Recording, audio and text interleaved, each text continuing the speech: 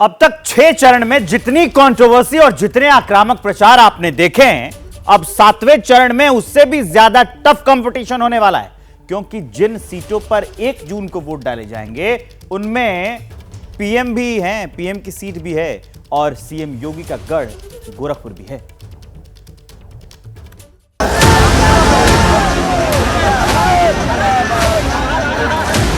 ये सबसे बड़ी राजनीतिक चुनौती के खिलाफ विपक्ष का डबल अटैक है।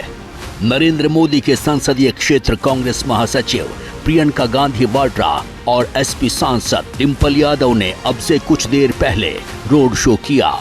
दोनों ने इंडिया गठबंधन के प्रत्याशी और कांग्रेस के यूपी अध्यक्ष अजय राय के लिए वोट मांगे। मोदी आज गाजीपुर में थे। ये जिला वाराणसी से सटा हुआ है। मोदी ने गाजीपुर से विपक्ष पर बड़ा हमला किया और योगी आदित्यनाथ की तारीफ की। परिवारवादी पार्टियों के नेता अपने परिवार के लिए महल पे महल बनाते चले गए, लेकिन गांव, गरीब, किसान, मजदूर, दलित, वंचित वो जीवन की छोटी छोटी जरूरतों के लिए जूझते रहे। क्यों? सपा के दौर में यूपी में ये हाल था कि माफिया लाल बत्ती में घूमते थे, खुली जीप में कानून को चेतावनी देते थे। सपा की सरकार में हर महीने 2 से 3 बड़े दंगे होते थे।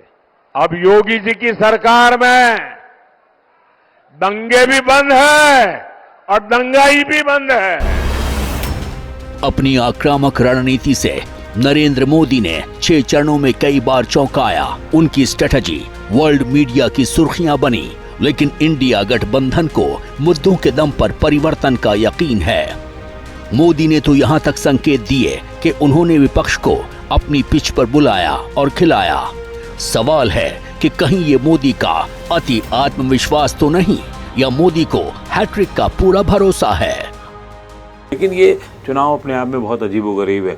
पहला है, मतलब हाल के वर्षों का पहला ऐसा चुनाव है जिसमें मुद्दे हर बार बदले हैं, हर चरण में बदले हैं। विकास से शुरू हुआ मुद्दा हिंदू मुसलमान पे आया और न जाने कहाँ कहाँ ईडी और सीबीआई और न जाने क्या क्या होता रहा। शायद ये अति आत्मविश्वास ही भारतीय जनता पार्टी का था कि उसने चुनाव घोषणा पत्र में कोई वायदे बहुत बड़े नहीं किए। ये मोदी की स्टाइल है। मोदी चुनाव में मैदान तैयार करते हैं, मुद्दा तैयार करते हैं और विपक्ष को उस मुद्दे पे ला के, और नरेंद्र मोदी चेहरा भी तैयार करते हैं कि वो किस चेहरे के साथ लड़ना चाहते हैं। 2014 और 19 के चुनाव में भी उन्होंने अपना विपक्ष का चेहरा राहुल गांधी को बनाया था और 2024 के चुनाव में भी उन्होंने क्षेत्रीय दलों की बजाय राहुल गांधी को ही चेहरा बना के चुनाव मैदान पे पूरा पिच तैयार किया।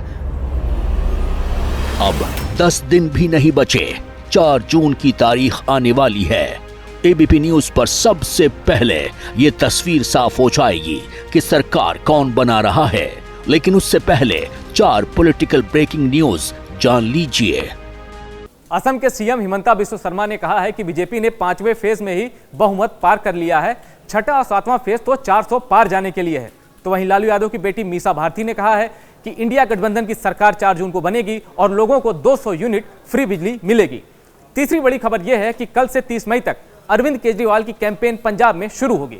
चौथी बड़ी खबर यह है कि राज्यसभा सांसद कपिल सिब्बल ने कहा है कि 5वें, 6ठे और 7वें फेज में वोटर चौंकाएंगे। सिब्बल ने यह भी कहा है कि वोटर राम मंदिर पर नहीं बल्कि महंगाई पर बात कर रहे हैं।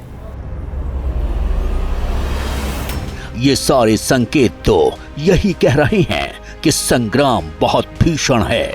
ऐसे में 7वें द्वार से सत्ता निकले तो आश्चर्य नहीं होना चाहिए।